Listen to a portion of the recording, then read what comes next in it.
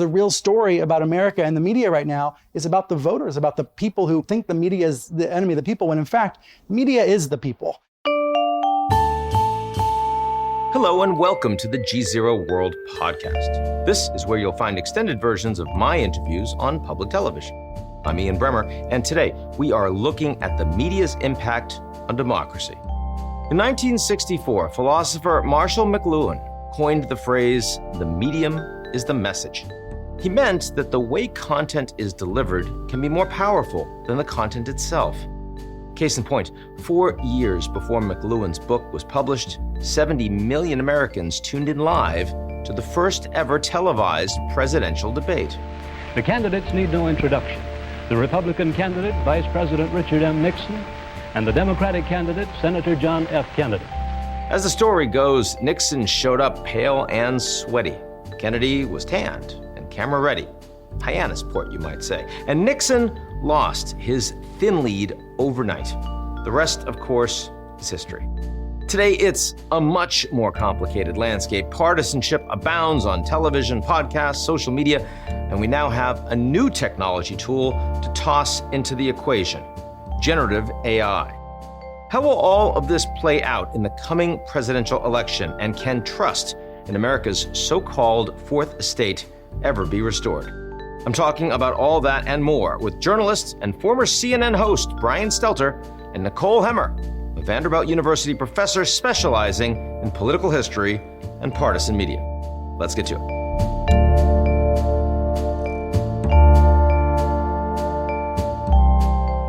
The GZERO World Podcast is brought to you by our lead sponsor, Prologis. Prologis helps businesses across the globe scale their supply chains with an expansive portfolio of logistics real estate and the only end-to-end solutions platform addressing the critical initiatives of global logistics today. Learn more at prologis.com.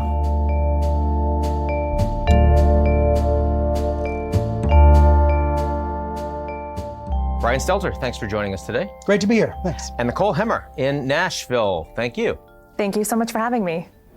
Okay, so lots to talk about today. I want to start because when I was a tiny kid, Walter Cronkite was the most trusted man in America. Today, the media is very, very, very far from that. What happened? I think the word trust is the key word. The war on truth that was seen during the Trump years and continues to this day is really more than a war on truth. It's a war on trust. But I think trust has been eroding for decades. It's a generation-long event. Trump is just in some ways a dramatized part of it.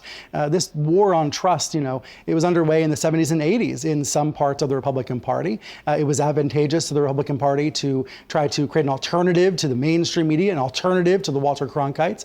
We see that with Fox News in the 90s, but also with the rise of talk radio, and then to some extent the rise of alternative social networks that's happening now. So what we see is a fragmenting, right, from the big three networks to dozens and to hundreds and to thousands, now to millions. And in that environment, trust has collapsed. It's not just a question of left versus right, but it's also there's no common narrative in the media, where when there were three big networks, there really were. Nicole, how did that happen? And how problematic is or isn't that for civil society? Well, it comes from a lot of different sources. Of course, back in the 50s and 60s, conservatives were making the argument that you shouldn't watch liberal media. You should only trust conservative sources and only watch those. And that comes into connection with a big change that happens in the media in the 80s and 90s with the rise of cable. And that fragmentation of the media dial and that sort of fragmentation of the audience has an enormous effect on a kind of shared culture, shared information. So part of it is technological, right? Technology changes, cable, then the internet and social media allows you to kind of curate what you're watching more. It also gives rise to a kind of desire to make news more entertaining. And that emphasis on entertainment as the way of consuming news, that also changes what people expect from news, the kind of news that they're drawn to. It changes news values in really important ways that helps to contribute to that erosion in trust that Brian was talking about. And it really does matter because that lack of shared information, shared understanding does lead to a fragmentation of the culture, one that is, again, both technological, but also coming from the right, really purposeful as a way of getting their audiences to trust them more than other sources. It is interesting. I saw Elon Musk over the weekend saying that, hey, we're never boring. In other words, we've got circuses for you. Yes, right? I mean, circuses. Is that really, media is in part meant to ensure that the people will be amused? That's absolutely true. And Musk is saying that now in defense against this news service Threads that Mark Zuckerberg has been promoting. Basically, Musk's argument is, well, we're more fun over here on Twitter. And yes, more fun also sometimes means more dramatic, more divisive, more polarizing, but you're going to have fun here. I do think that hits on a broader point about media that I felt when I was at CNN for almost 9 years there. I was doing a weekly show about media and I was talking about politics in that context. And I oftentimes realized, there's good television and there's good journalism, and sometimes they're not the same thing. You could have a program that's really strong journalistically, but it's not great TV. And you could have a program that's really fun to watch television, that's not great journalism. The goal, of course, in cable news is to be both, to be in the middle of that Venn diagram.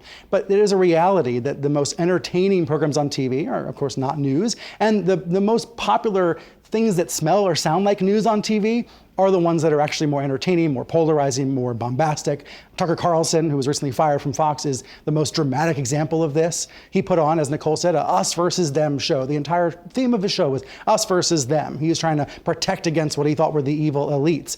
It was a very entertaining show for his fan base, and frankly, very scary for everybody else. Now, Nicole, I remember in response to some of the suits against Fox and Tucker Carlson, Fox's response was specifically, this isn't news.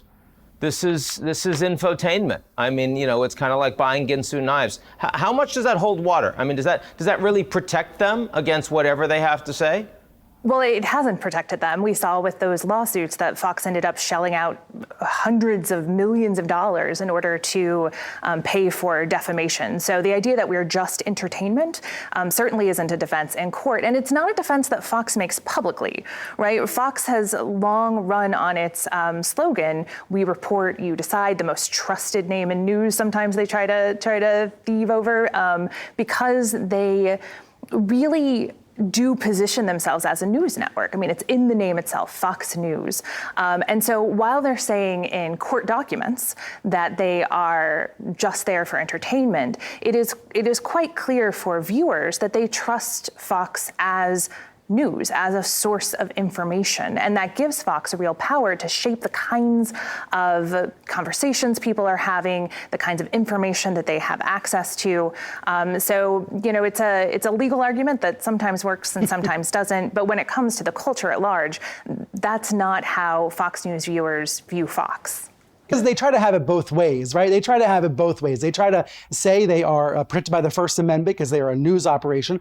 But in reality, they also are playing to people's worst impulses, trying to scare the bejesus out of viewers, trying to stoke fear, and yes, trying to amuse and entertain. You'll notice this week they've promoted 2 of their stars into even better time slots who are basically entertainers, who are court jesters, who are trying to make the viewers laugh. So there's You're such speaking of Greg Gutfeld and Jesse Waters. Now Jesse's yeah. at 8, Gutfeld's at 10. The fact that Fox News even has a late night talk show, comedy show, that speaks volumes about the strategy. But if you're watching cable in the evening, isn't that already telling you that you don't really want news?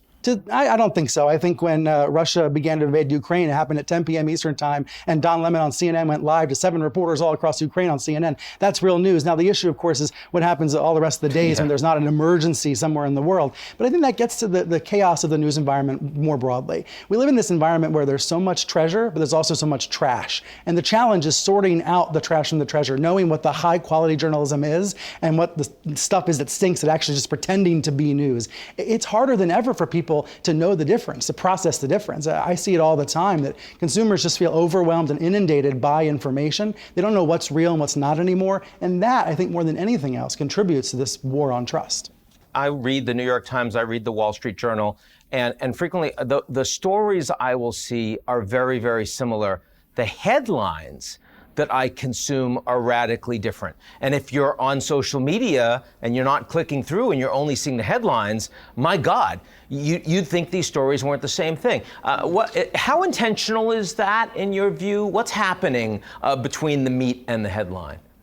Oh, it's absolutely intentional. And part of it is because there is this desire to get people to actually click. If you can elicit enough shock from someone when they see the headline, then chances are they will at least click through to see what's going on. And this is part of, how media have changed during a social media age. But it's not just about social media. I mean, newspapers have been going for grabby headlines in order to goose sales for well over 100 years. So that's not necessarily new. But that idea that then you're not buying the newspaper, that you're not reading the story, that you're just sharing the headlines and sometimes even just screenshots of the headlines. That is shaping a conversation in a really important way. And it is deliberate in the sense that you want your headline attached to your story to be making the rounds. There's a certain message that a newspaper like the Wall Street Journal is trying to get across. So it's intentional in that sense. I don't know that the New York Times and Wall Street Journal editors, as they're working on their headlines, are aiming to mislead their readers. I mean, they want to be trusted by their readers. It's just when you get that set of journalistic values coming up against that set of business interests that you sometimes get some of these misleading headlines and that kind of clickbait that has made readers, a little more suspicious of newspapers, a little more wary of clicking through because they don't know whether they should trust the headline actually matches the story. So, Nicole, I understand they're not trying to mislead as a business model, but if the algorithms are showing you that you're just going to get far more eyeballs, far more clicks with certain sorts of words by being more dramatic, and that appeals to your core audience, or otherwise people are going to slam on you, you're getting constantly nudged, the term of art, right, in a direction that is just going to lead you in that direction. Clearly, that's a big piece of what's going wrong with media right now. That's absolutely right. And we saw the consequences of that during the Trump era. That was one of those moments, especially during the 2016 election, where there was so much interest in Donald Trump and there was so much glee at many news outlets about the kind of money that was coming in because people were clicking on all of the stories and they were testing the headlines to see what people would click through on. And if there was a Donald Trump event, they'd make sure that they covered it. And that does lead to a sense of mistrust. And I'll take an example from 2016 from CNN. CNN would sometimes say that an event or a debate was going to start actually a half hour before it actually started in order to get those eyeballs and sell all of those commercials in the half hour before. And that does lead to distrust, right? Viewers tune in, they find out that they don't have accurate information. They might still stay tuned in because they want to see the debate, because they want to see the press conference, or they want to see the rally. But that kind of misleading that happens while chasing dollars really does damage to the underlying value and the underlying trust in the news itself. I want to ask as well as the headlines, also the photos that go along with them. And I certainly see, like on CNN, Hunter Biden usually looks like a pretty solid citizen. He looks pretty drug-addled when you watch on Fox, where Don Trump Jr., exactly the opposite. Have you noticed that? Did you ever have to go in and say, wait a second, come on, why are you using that photo? You're just undermining the person that we're talking about? There are definitely conversations in newsrooms and also at these kind of more entertaining outlets about what kinds of photos to use, what they're trying to show. Are you trying to show someone smiling, trying to show someone frowning? It all does make a difference. And it's why people have to be media literate and bring a kind of sense of media literacy to their viewing and reading experience. I hate to say this is all on the audience, but most of this is on the audience. We're talking about a supply and demand issue here, and there's often a demand for more sensational, more provocative coverage, and thus there is a supply that's provided by news outlets and by these media companies. Which leads to the question on Trump, right? Because of course, so much of Trump in 2016 was the media just throwing him in every possible headline. Guy's an incredible showman. He's a marketer, aware of his brand like almost no one the American public has ever seen, which speaks to his success. Certainly it's not about his business prowess, it's about his brand prowess over many, many years. But then when he runs for president, suddenly, he is literally getting wall-to-wall coverage on CNN's morning show, on Morning Joe. Whether or not they like him or hate him, it's just their wall-to-wall coverage. How did you deal with that? Trump was, from the outset, one of the biggest stories of our lifetime. Even if he had lost in 2016, he would still be a gigantic earthquake within the Republican Party. So I think it's important to recognize how newsworthy he was, and to this day still is. Now, that said, the ways that he is covered make a big difference. Whether he is scrutinized, whether questions are skeptical, whether there are appropriate follow-ups, all of that matters. But I don't think it matters as much as people sometimes want it to matter. What I mean by that is, at the end of the day, there's an alternative universe, a Republican media operation led by Fox that was driving Donald Trump's success. He was calling in not just to CNN, but to Fox. Fox was propping him up every single day. So to the extent that, if it was a thought experiment, if the rest of the American media had ignored Donald Trump in 2016, I don't think it would have mattered. He had the right-wing media in his pocket, and this country is split up now into two competing media universes. I think it is completely, almost entirely separated at this point. So Trump has that right-wing media universe no matter what. Now, that said, I don't say that to let other outlets off the hook. There's a tradition in American journalism. It's important just to note that he has his own propaganda arm, and he would have it regardless. Now, that said, I went back after Trump was elected and I reread all the transcripts of all of my shows that year because I wanted to see, was I tough enough? Was I skeptical enough? Was I booking the best guests? And I came away thinking, wow, CNN, we were really aggressive pointing out his lies. We were really aggressive scrutinizing his character. But it didn't matter that much, did it? And that's, I think, an uncomfortable part about media conversations is all the news coverage in the world, all the commentaries, all the essays, all the broadcasts, they might not matter as much as people want them to matter. At the end of the day, voters are going to feel what they're going to feel, and they're going to react the way they're going to react. Do you think I'm just totally letting media off the hook? I think if I were talking to a corporate about the fact that we have type 2 diabetes like nobody's business in the United States, and you're providing supersized meals, and right. You're the one that's making sure that did you want fries with that? How about a really big Coke? and I mean the fact is that these things affect where you put it on the supermarket shelf really affects it. So yeah, I believe the corporations matter, and yeah, I believe the media matters. And absolutely, I don't think that it doesn't matter that he got wall-to-wall coverage. I think what we have to reckon with is the reality that if one arm of the American media is doing the fact-checking, that actually might strengthen and enhance some of these demagogues, some of these populist candidates. And that is a challenge I don't know the way out of. We came up with recently with the CNN town hall with Trump. CNN was widely denounced for having a town hall with Trump. There was an argument that it made him even bigger and more popular among the Republican Party. But is the answer not to question the candidate? It's just we're in this paradoxical moment where questioning the candidate, fact-checking, scrutinizing him sometimes makes him stronger. Nicole. There definitely is something to this idea that Donald Trump was a very challenging figure to cover in media, particularly from non-conservative sources, but conservative sources had real difficulty covering him as well. The thing that Trump was able to do was to align his electoral incentives with media incentives, right? So that even when you had these aggressive questionings or attacks on Donald Trump, it was making him the center of the story every single day. And audiences have a responsibility for that, because the reason ratings were so high was because people could not get enough of Donald Trump. But even that pushback becomes part of the narrative. It was a way that Trump was able to draw in media criticism as part of his campaign, right? To say that he was being attacked by CNN, that he was being attacked by the New York Times, and that became a big part of his campaign. There's only so much that you can do to guard against that. I think it's fair to say that because there was so much money coming in, there was a little bit of credulousness amongst many media outlets, journalistic outlets, to just keep more and more and more coverage of Donald Trump as part of the news cycle. At the same time, I mean, the journalists have also come into criticism for the way that they chose to cover Hillary Clinton and her campaign as a way of trying to balance out their very negative coverage of the Trump campaign. So I think that has to be part of the analysis too, the kind of ideas about balance and fairness that then affected the way that outlets were covering Hillary Clinton and her campaign, how that shaped the way that voters responded. And you take that all together, and it does seem like 2016 involved a lot of journalistic failures and media failures. And I think one way that we can measure that is that things changed a lot in the way that Trump was being covered by 2020. And it's still changing as people are figuring out how to cover him during his indictments, during the new campaign season. I think there is still a grappling that's going on within journalism, which suggests that at least a good chunk of journalists think that something went wrong in 2016 in their coverage.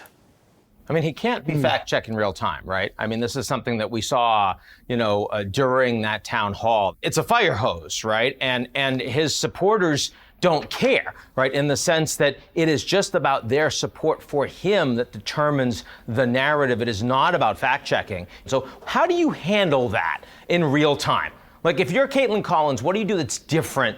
Or do you say, I don't even want to do this? I mean, if you were in her position, what would you have done, Nicole? Oh, it's a great question, because you're exactly right. Like, if you're bringing facts to an ideology fight, you're just playing on different fields. So you're both getting something out of it, right? Caitlin Collins gets to look tough for constantly pushing back and fact-checking Donald Trump, and Donald Trump gets all of this airtime to spew all sorts of untruths and message to his base. I mean, one of the things that you would want to do differently, I think, is have a different audience if you were going to have any audience at all. Obviously, with the town hall, you have to have an audience. To have it so thoroughly stacked with Trump supporters and other Republicans, I think, creates an atmosphere in which Donald Trump is going to thrive, in which fact-checking is going to fail. But there is something about that interview format, any kind of live format with Donald Trump, I think, is going to be a failure in a way, because it just allows him to steamroll, and there's very little that you can do to push back and actually, stop spreading misinformation in real time. And maybe that's not the role of the journalist, but coming away from the CNN town hall, there were a lot of journalists who felt, again, something had gone wrong, and that we still haven't quite figured out how to handle this level of misinformation when journalists are trained to do something, I think, a little different. And I want to know how you felt about it, but also, I mean, the guy's running a business, Chris Licht, at the time, and, Donald Trump is the brand.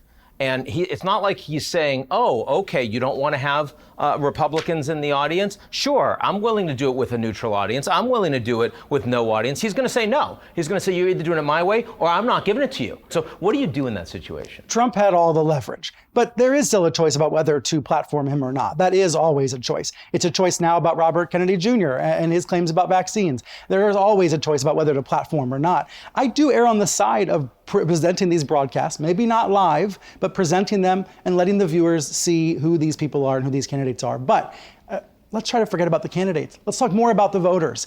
I wish, in my dream world, and this wouldn't have been able to happen live on CNN, but I wish the moderator could have walked out into the audience and started talking to the audience. Why are you cheering for this? Why do you support that?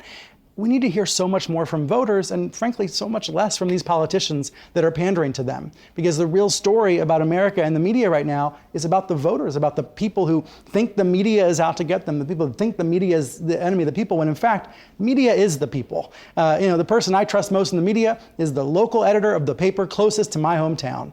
The media is not the enemy. The media is the people. And yet that messaging's gone so awry. It's gone so far off the rails, because we need to hear more about why people have lost trust. And that's how I felt about the town hall. Forget about Trump. Let's talk to Trump's voters. Let's learn more from them, because then we're getting closer to the big story. Because it was interesting, Nicole, I don't know if you saw, I'm sure you saw the town hall, but afterwards there was the focus group that CNN ran.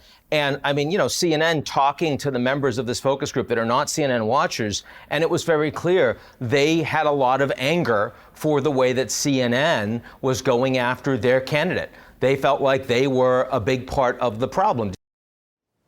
I did see that, and that is to be expected, because again, the idea that non-conservative media are the enemy is something that now has like a 70 to 80 year history. It is part of what it means to be a conservative in this country. I mean, Fox News is largely a media criticism organization. That's what a lot of their programming actually is. And if you think about it that way, if you think about how that animosity is part of a political ideology, part of a political identity, then it makes a lot of sense that you would have that kind of animosity come up in the focus group afterwards, and that it would light up a lot of what Donald Trump was saying in the town hall itself, the way the audience was reacting. There's a deeply held belief that an organization like CNN can't be trusted in the way that Fox News can, that Fox News can't be trusted in the way that some further right outlets can. I mean, that is simply part of what it means to be a conservative today. And that has to be taken into account when journalists are thinking about how to both cover the right, but also how to, as Brian was saying, connect to conservative voters and viewers. It's a pretty big hill to overcome, a pretty big obstacle to overcome, but it is a project worth undertaking. Now, you heard from Brian. He trusts his local paper. Local news, of course, has gotten destroyed over the past years. The business models have fallen apart. I mean, there's been some efforts. Axios has tried to go local, for example, some others. But it's certainly nowhere near the level of coverage in your local papers, if you even have one. I mean, I remember New Orleans, I went to Tulane undergraduate, Times-Picayune just fell apart, right? I mean, despite the fact that it's so important news to cover locally. Do you, any green shoots you see there, Nicole? I mean, there is a whole swath of alternative media, often alternative newspapers in places like Nashville and places like Washington, D.C. and New York and Chicago. All of these different cities have an alternative press that is often struggling pretty mightily. I mean, this underlying all of this conversation is a story of economics and a lack of money and a lack of resources and a lack of willingness to pay. There are some young, enterprising journalists who are reaching people through social media, who are reaching people through podcasts, who are reaching people through these alt weeklies. And it is also no wonder that the places where this has been thriving the most, places like Twitter, are again being dismantled because they have been sources of some of these green shoots that you're talking about. I do believe that there are always going to be enterprising young journalists finding ways to use new forms of media, new forms of outreach. The question is, will they have the resources? Will they have the funding? Will they have the subscribers and the donors to make that happen? I do think that there is a real hunger for that. So if the dollars follow the desire, then I have some faith that we'll have something in the future that looks like local journalism. It's not going to look like the past. I don't think we'll ever see that level of resource in local journalism again. I mean, that was really a function of the 19th and 20th centuries, and the 21st century has largely abandoned it. But that doesn't mean that something new can't come up in its place and that new thing can't generate the kind of trust that we would like to see in journalism. So, Brian, I want to ask you a little bit about standards for platforming. All of us clearly understand why one would want to cover Trump. The guy was president. The guy is now by far the leader for the Republican nomination. There's no question you're going to cover him. You're going to have to do an interview with him. I would not platform, personally, Marjorie Taylor Greene, because I believe that her national platform far outweighs her actual, sort of substance / content on the program. And I think that the media is a big part of the problem. They've been facilitating and promoting that in ways that they should not. Where RFK Jr. for me is kind of in between, because he's sort of relevant and interesting in the Democratic race. He's far more serious than Marianne Williamson, but he also is actively promoting almost every conspiracy theory that's out there. Now, for me, that's been kind of arbitrary. I'm wondering, I mean, you've had to deal with this. How do you make those decisions? Well, Marjorie Taylor Greene was on 60 Minutes earlier this year, and they did a horrible job. Was widely criticized, right? But there was this moment where Leslie Stahl seems shocked when Marjorie Taylor Greene likens Democrats to pedophiles, and I was surprised by her surprise. And I think there are many millions of her supporters and many millions of far-right believers in those conspiracy theories. I guess what I'm trying to say is, I think it's important to look that dead in the eye, not to shy away from it, not to pretend like these scary and sickening thoughts are not out there and getting popularized on Facebook and Twitter all the time. We have this crisis in trust in all institutions on the right. There's a loss of trust of even Republican politicians on the right. I just think we can't be in denial about just how bad it's become in some corners of our American politics. Now, that said, then the question always becomes not whether to interview, but how to interview, right? So people thought 60 Minutes did a poor job interviewing her. There's been criticism of some of the interviews of RFK Jr. recently as well. I sometimes wonder if when people complain about the media, what they're really complaining about is the existence of the politician the media is covering. And I do think there's an element of that that's going on here when it comes to some of these far right candidates, and to some extent, maybe a candidate like RFK Jr. who is putting pollution into the information ecosystem. So Nicole, I'm hearing from Brian, it's not the media's fault. No part of it, right?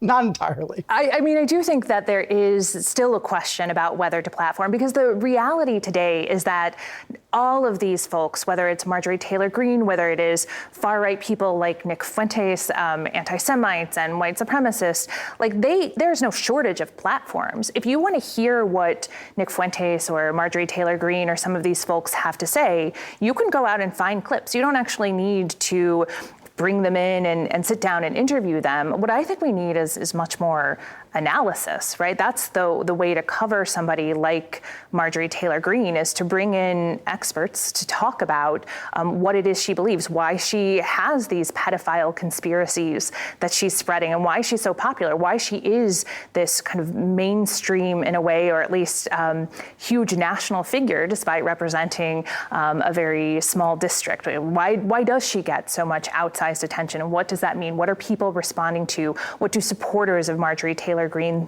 think? How can you address the kinds of things that they're going to her for? And there are some things that you can't do, right? Like if people are entertained by or interested in conspiracies about Jewish space lasers, there's very little you can do about that. But you can go into those conspiracies, explain the kind of work that they're doing, and that's probably not as entertaining as interviewing Marjorie Taylor Greene. It might not bring in the same kind of ratings, and that becomes the kind of push-pull that's happening in journalism right now, is how do you do that kind of analysis in a way that satisfies audiences without necessarily platforming some of the most odious people in the country who, again, you don't actually need to talk to Marjorie Taylor Greene at this point to know what she believes. She has been on countless platforms saying exactly that. So moving the conversation beyond just what Marjorie Taylor Greene believes or says to some of the broader dynamics around her. And to be fair, I mean, Jewish space lasers no more crazy than COVID construction to avoid Ashkenazi Jews and Chinese and Finns, I think. For some reason, no one talked about the Finns. I think the Finns are important to this. Yes. RFK Jr. In other words, this is as much as we've been talking about the far right, in part because Trump is, sort of the leader of the Republican Party today. Yeah. This is on the far left too, and we are seeing this issue with RFK Jr., who you believe, Brian, to an extent, is a creation of the media. Explain what you mean by that. Yeah, and I think it's important to recognize how these primary campaigns work, right? Months before anybody gets to vote, when these candidates are out on the trail, these are mostly for the media. These are spectacles that are designed to get cameras and get attention. Most of what RFK Jr. has been doing is campaigning through television interviews, through podcasts, as opposed to holding public events, and through social media, as opposed to public events. This is mostly a media spectacle and a media creation. And then, of course, the media conducts polls and goes and finds out how popular the folks are as a result of all the media coverage. There's a snake eating its tail quality to this that we need to be aware of. As much as I've made an argument here about the media's limited power, we do need to recognize the media does have a special amount of power when it comes to covering campaigns. And here's where the power lies: in the questions that are asked, in the agenda that is set. The media, going back decades, has had an agenda-setting function, and that can be used in all sorts of ways. Either to demand Trump answer questions about how to build a wall, or to ask him about income inequality, to ask him about all various plagues upon our society. So that's true for RFK Jr. as well. But not in the amount of attention. I'm not hearing that. I mean, yes, the tough questions, the way it's asked, the audience, but I'm not hearing we give these people too much platform because we want to sell lots and lots and lots of ads. I think the attention conversation is more difficult in this environment where there's unlimited content, where everybody is a member of the media, everybody is creating content, and you can get unlimited attention on everything if you so choose. I mean, there's entire channels on my TV now for 50-year-old sitcoms and dramas.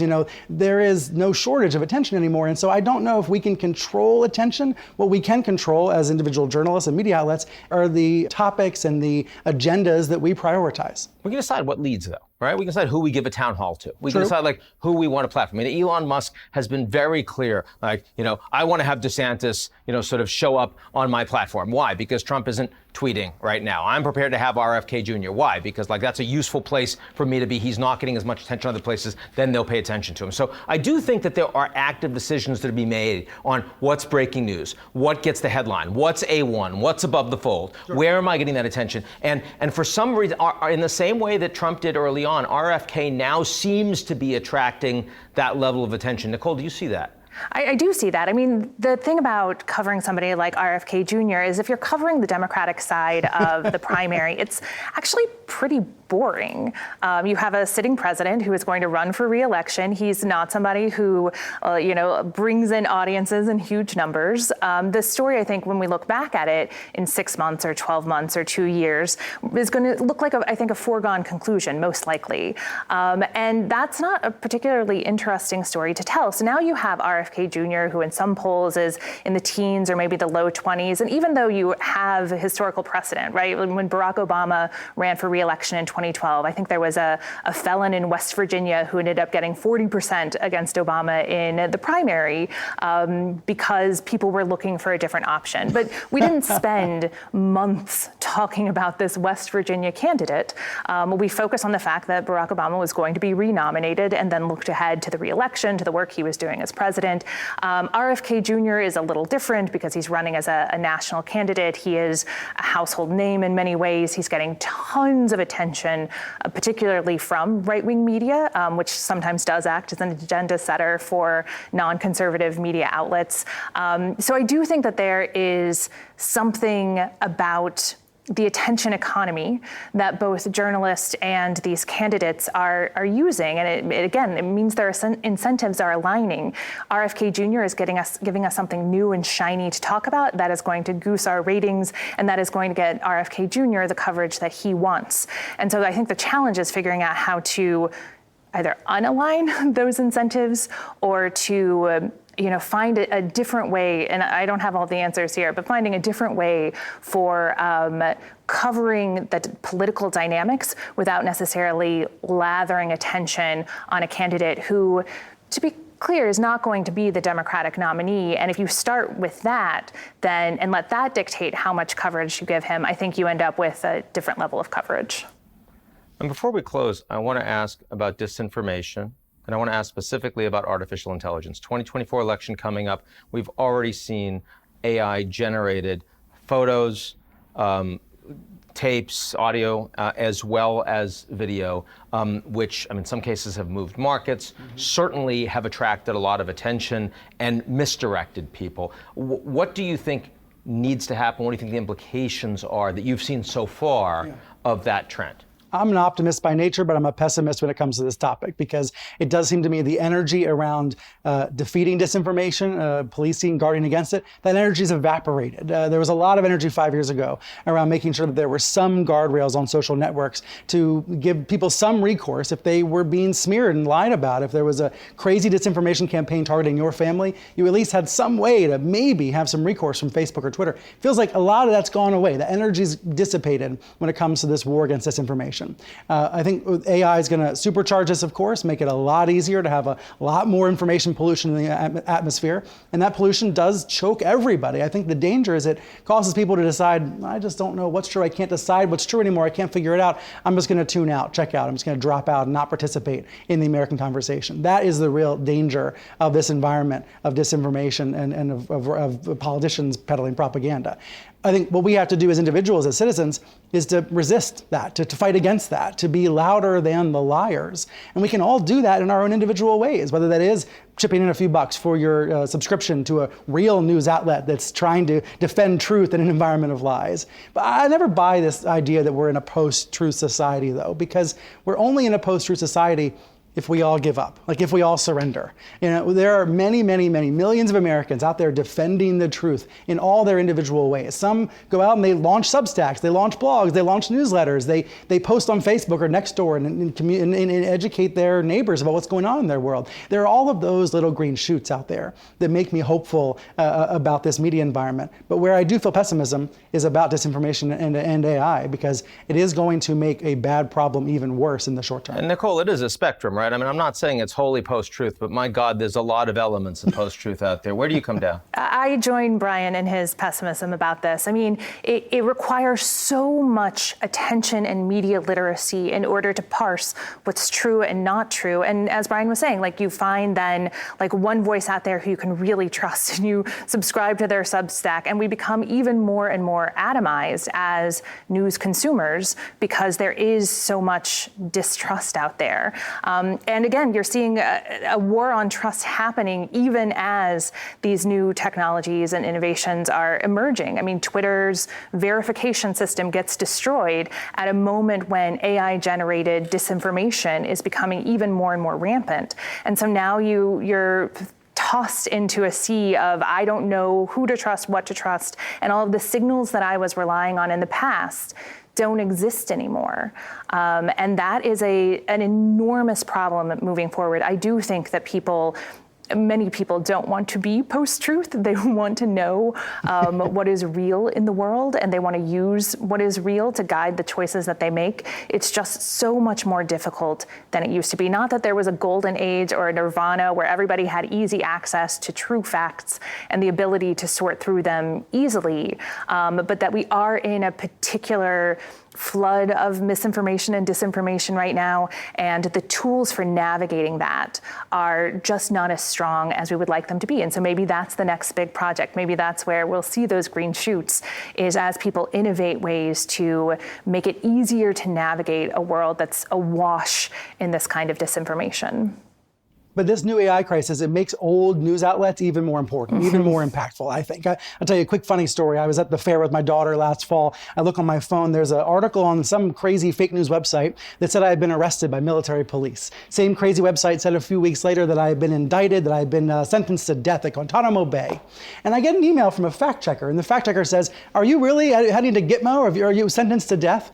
But the twist here is that the fact checker who reached out to me was from a right-wing website. They were from the Daily Caller. They were from a conservative site that wanted to verify. But they're not that a crazy right-wing website. But I appreciate it, and they're funded by Facebook to do this fact-checking. And what I thought to myself was, in a weird way, the system's actually working. The system's working. There's a fact checker who verified that I'm actually still alive and not under arrest, and they published an article that reported the truth. And then Google ranked that true story above the lie.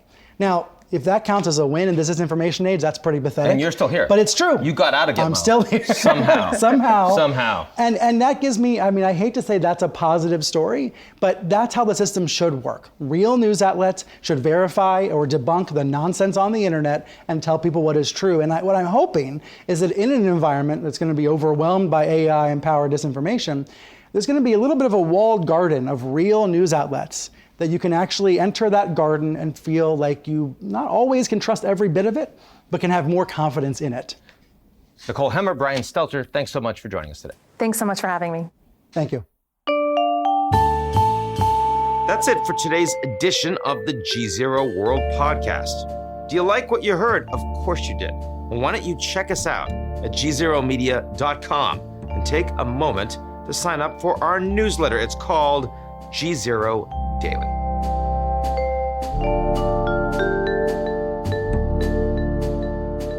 The GZERO World Podcast is brought to you by our lead sponsor, Prologis. Prologis helps businesses across the globe scale their supply chains with an expansive portfolio of logistics real estate and the only end-to-end solutions platform addressing the critical initiatives of global logistics today. Learn more at prologis.com.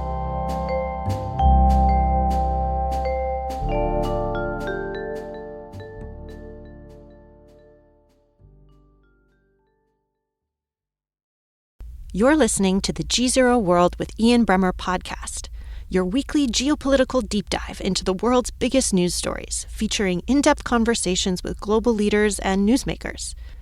To get more of GZERO's insights on global politics every morning, sign up for our free newsletter, GZERO Daily, at gzeromedia.com.